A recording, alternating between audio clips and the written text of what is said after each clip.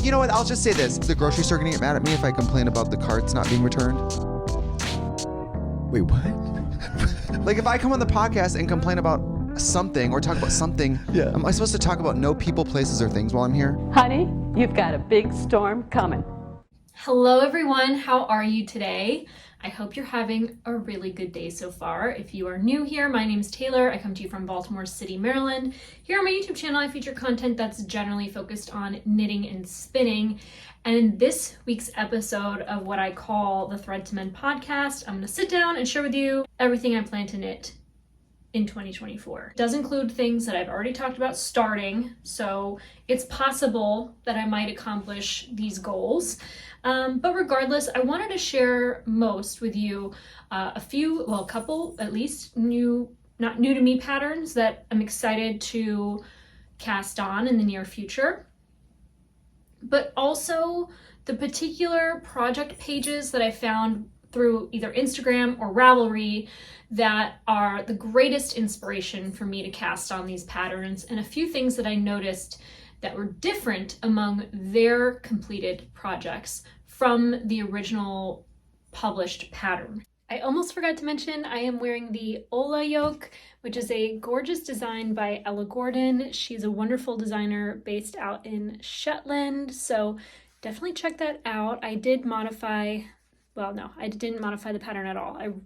I knit it exactly as the instructions are written. I think it fits really good, especially for a colorwork yoke design. It has some little bit of raglan shaping in the lower underarm area, so it fits really nice. Nice little boat neck, love it so much. And I knit it with 2-ply Shetland. It does pill a little bit. I think I could have knit it in a slightly tighter gauge to maybe prevent that from happening so much, but I love this sweater. The first pattern I'm excited to cast on with yarn from my stash. I've already picked it out. I'm excited to share it with you. When did it come out? It came out in, I have it pulled up here, November 2023. Wow, that was like a month ago. So I have seen it a lot, and I'm just not, I'm not a mosaic girly. I'm a little impatient, and I kind of like the simplicity of stockinette. I don't know. I think I've knit enough stockinette sweaters. I'm addicted to stockinette, but I seen it. It's lovely, and I didn't think to cast it on until I listened to Casey over on the Young Folk Knits podcast talk about her and Tashi over on Stitches and Starlight casting it on like a week or two ago at this point now that you're watching this video. I'm not sure, but they've probably started and are well on their way. And I'm gonna knit the Artus Shawl by Natasha Hornby. She does utilize a sport weight yarn for this. I'm choosing to work with fingering. I think that that'll work out fine in the long run because she does use suggested needles are US size 4, which I use all the time for fingering, and a US size 5 for the mosaic section, which I think is going to be great because number one, the fingering weight yarns I'm using are all woolen spun, so they have a little bit more fluff to them. They hold a little bit more air, and I think that that will make up the difference in the gauge. But also, mosaic is I actually haven't knit many mosaic things, but I understand the fabric to be a little bit more dense and a little bit heavier. So I think that it'll be fine if it's worked up a little bit looser than I typically would for like a fingering weight yarn. And also, I have the yarn. I'm choosing to knit from my stash through 2024 as much as possible. These are the 5 colors I've picked out for the shawl. I'm gonna knit this one into the first color that you see at the very top center. This is actually a sport weight yarn. So the majority of this color will actually be worked into the waffle pattern. So it'll not be incorporated into the mosaic as much, but the difference in gauge is very subtle between a sport and a fingering, so I think it's going to work out well. I think then I'll use the dark gray, almost black, with this gorgeous brown. This is 100% Cormo. This is 100% Rambouillet. And then this is a merino fiber That's an organic yarn by Patagonia, or it's actually called Patagonia. It's by Juniper Moon Farms. This is a farm yarn. This is from, I think it's called Green Mountain. I can't recall. I bought this at Rhinebeck the year before, this past October. Elsa wool, if you don't already know, one of my absolute favorite yarns. This is a great yarn. It's so affordable, $21. I think I paid $30 or $32 at the festival for this. And then these, I can't remember what I paid, but they were also very affordable. And then this absolutely gorgeous yarn by Jill Draper Makes Stuff. It's her Ansel base. This is a full 4 ounces. She has her yarn milled at Green Mountain Spinnery, I think. If not all of it, at least some of it. And this is the color Turmeric 3. I am obsessed with this color. And I think it's gonna look really nice against the orange and the brown and the dark. But, you know, one thing that I'm realizing is that this light color, it does make a cameo in the very center of the shawl, where it'll be kind of put right up against these colors. And I don't want it to look like candy corn. So I might make a subtle variation to my version of this shawl by incorporating a 6th color with this one here that I feel like sandwiches very nicely amongst these 3. At the same time, I don't know if that's a misguided idea because they're kind of low contrast. So I might bring this in the middle. Oh, I'm sorry, Starb. But I think I'll do the black on the top, and that'll alternate to have these and then this. I'm not sure. I wonder what your thoughts are on incorporating a 6th color instead of introducing this one into the middle. Again, I just don't want that candy corn vibe. I feel like I'll know once I get there. But that's sort of the vibe right now. I don't know. What do you think? Do you think that this is candy cornish? I don't know. I don't know what to think. I don't know. Moving on. Obviously, I've talked about wanting to knit the Chained Oblivion. This is a pattern by Kelsey Garner. It is so lovely. She actually does not feature photos of it being worn. So I went ahead and found a project page with it being worn by someone that looks like could be about my size. She actually has really lovely white ink chest tattoos that I think are really cool. But I think she might have a larger bust size, and she might even be a larger person, or the same. I can't really tell. But she knit it in a size B, which was the size I intended to knit and wear with a little bit more ease. However, and I don't know if I have it with me right now,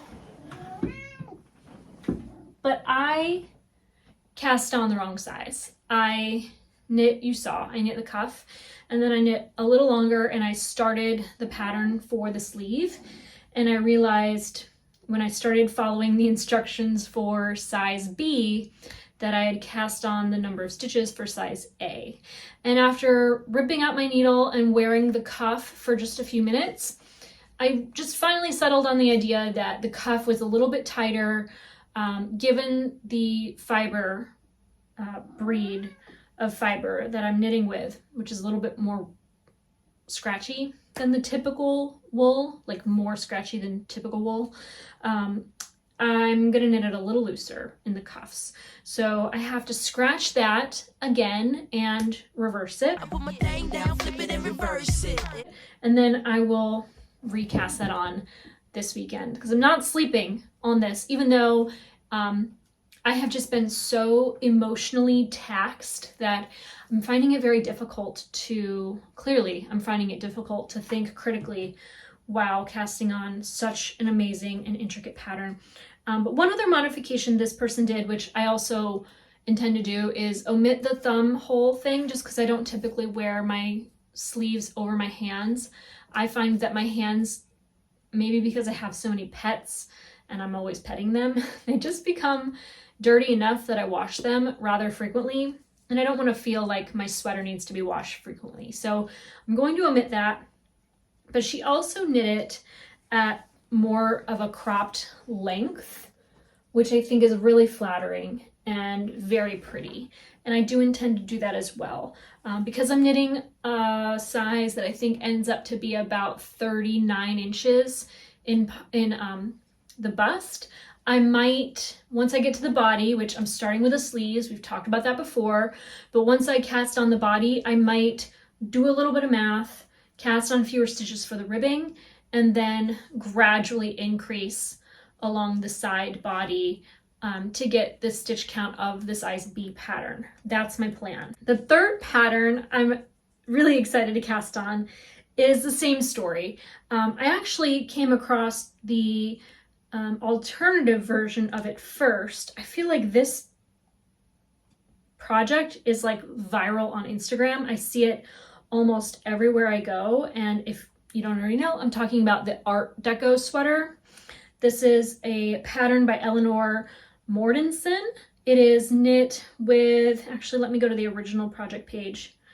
It is knit with a light fingering, and it comes in sizes 1 through 7. The finished bust circumference is anywhere between a 37 and a 52.7, to be worn with, actually I'm not quite sure what amount of ease is suggested. The original, as it is here, does not appear to be worn with the same amount of ease as the viral version of it, this one here. I don't even have to hold them up side by side for you to see how different that is. Now, I'm going to assume, based on the size of the motif, that this project is actually knit at a larger gauge. And you can't tell in this particular photograph, but if you look closely at the collar, I'm sure it might pick it up, yeah. There is actually a 1 to 2 inch rib collar on this version that is not featured in the original. So when you come across patterns that are lovely, always do your research and just make sure that what you're looking at matches the instructions, because it can be a little misleading. I don't see any notes in this absolutely lovely project page outside of what yarn is used and how much. I only see that. In fact, I don't see what needles they used or what gauge they got to, but I can tell based on the photography that there's no chance, in my mind, it's the same gauge. So it's going to be a little bit of an experiment. What I'll probably do is my own math, and I'll probably cast on the closest size to me, but maybe use an entirely different gauge. I don't know. That's really going to be, I wish they had more details in their project page, because there's almost no explanation on how they got a project that fits them like this, when the original pattern fits the maker